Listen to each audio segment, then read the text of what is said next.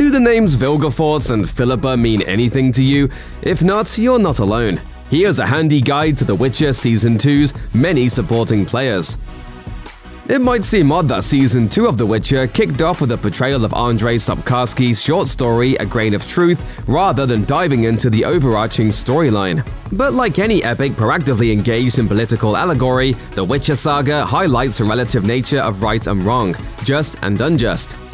Thus, just as it does in the novels, the relationship between the cursed Boorman and Nivellen and the voracious Bruxa Verena establishes these lines and clarifies for the viewer where exactly the boundaries are in the Witcher universe.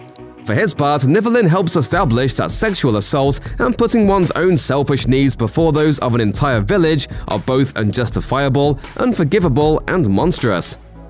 Monsters are born of deeds done. Unforgivable ones. As for Verena, Geralt identifying her as a monster establishes that the murder of children and other innocents, again to feed one's own needs, is equally unjustifiable, unforgivable, and monstrous. Neither character takes up much space in either the series or its source material, but they loom large concerning the universe's moral boundaries. As a bonus, Nivellen also introduces the importance of love and blood in the universe, and shares the story of Lara Dorren and Cregennin of Lod, who just so happen to be Ciri's ancestors. If there's one thing we know for sure about the history and lore of the continent in The Witcher, it's that it's the product of biased propaganda masters or political agendas more than it is actual reliable fact. With little exception, the stories we hear about how various species, mutants, or monsters came to be should be taken with a grain of salt.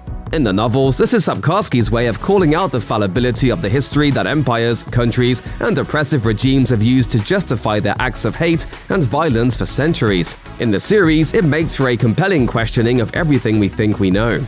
But there are two people in the universe for whom fact is an important commodity: Ellis Codringer and his partner Fen. In the series, they're depicted as the firm to go to when one is in search of answers to sensitive questions, and their dogged determination to seek out the truth of the matter, for a price of course, is an essential resource in a world wherein truth is a relative notion. Information is power. In the wrong hands, it can be a weapon.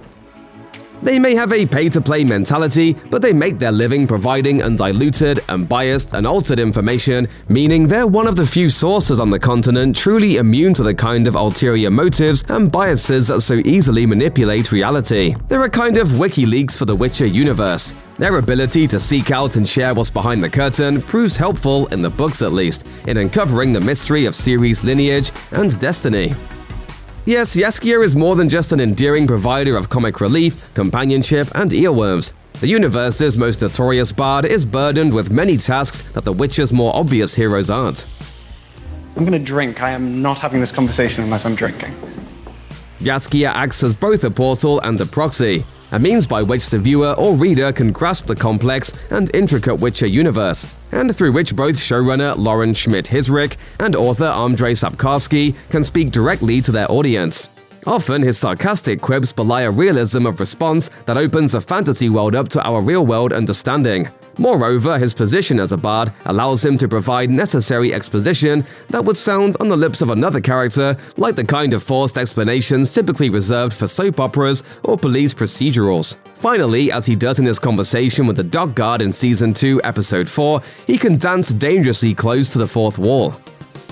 It took me to the fourth verse to understand there were different timelines. Oh, did it? Wow. And that magic kiss, that was a bit cheap. The Guard's complaints about Jaskier's ballad are the same critiques that certain audience members gave Season 1 of The Witcher. The scene is a delightfully meta moment for the lovable lute player and series writers alike. Jaskier may not be magical in the traditional sense of the word. Still, without his ability to simultaneously narrate, translate, relate, relay, and reiterate, the audience would be as lost as Jaskier usually is. When we first meet the imposing Dijkstra in Season 2, he's taking down two traitors to the crown of Redania, the kingdom for which he acts as the head of secret intelligence. He convinces the king that they should stay out of the conflict between Nilfgaard and the northern kingdoms, and focus their energies on trying to take Sintra out from under the as-yet unseen Emperor Emhyr. In Episode 4, we not only see Dijkstra addressing some of his speech to a nearby owl, but we also view the lead spy through the owl's eye. This cunningly informs the viewer that the owl is an intelligent creature, not an eccentric pet. Later, we see Dijkstra plotting aloud with the Owl, trying to formulate a way to get a spy inside the Nilfgaardian-ruled kingdom. It also becomes clear that Dijkstra has convinced the elf Dara to relay intelligence from within the conquered Sintra. Dara also interacts with the Owl in a way that would seem strange were it not clearly more than your average bird. Viewers ultimately learn that the Owl is none other than the powerful mage Philippa, who works with Dijkstra and acts as an advisor to the Redanian king.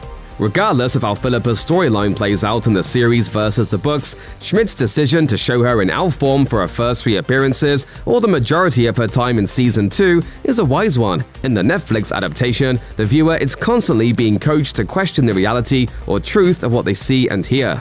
Season 1 did this by giving us 2 different timelines that were quite obvious upon a close watch.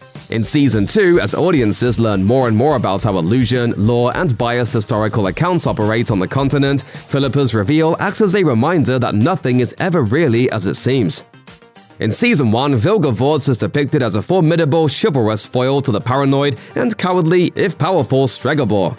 Vilgefortz seeks out Yennefer's much-needed assistance in defending the northern kingdoms from Nilfgaard at the epic Battle of Sodden. However, in one of the last scenes of that season, we watch the warrior mage bludgeon a soldier from its side to death for reasons we don't know. By Season 2, he moves into the role of cunning diplomat, even convincing his ally Tissaia that if the two are to stand a chance in taking the chapter over from Stregobor, the controversial Yennefer should be told to lay low, despite her heroic sacrifice at Sodden. Though it becomes clear that the mysterious Vilgefortz has something up his sleeve, we've yet to find out exactly what that is. Suppose the series chooses to remain faithful to its source material. In that case, we may ultimately learn that the calculating politician and warrior is behind Lydia's bargain with the malicious Rience. In Season 2, Rience holds Jaskier captive and attempts to use his fire magic against both Geralt and Yennefer in his search for Ciri. But whether or not Vilgefortz plays out in the series as he does in the novels, the political element he represents will remain the same. By playing both sides of the conflict, Vilgefortz is a personification of the ease with which cold, hard cunning and calculation, as opposed to military force, can change the balance of power and alter the course of history. As the priestess Nenneke so efficiently states in Episode 6 concerning Ciri's unasked-for and uncontrollable nature, "She's a tinderbox." By all means, go on.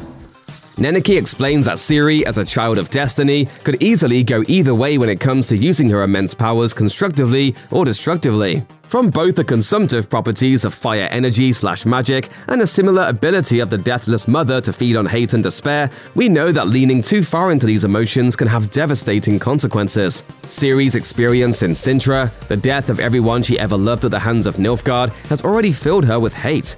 But when she portals herself and Yennefer to the safety of her former caretaker, Zola's home, that hate reaches a tipping point.